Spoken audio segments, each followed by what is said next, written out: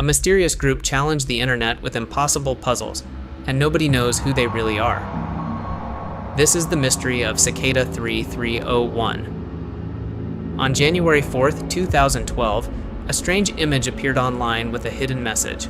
It claimed they were looking for highly intelligent individuals.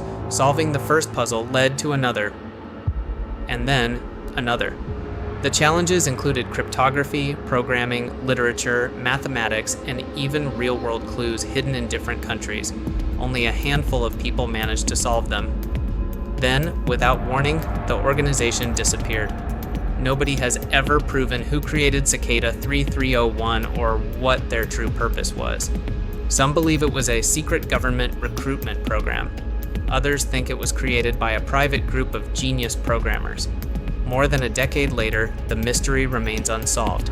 Who do you think was behind Cicada 3301?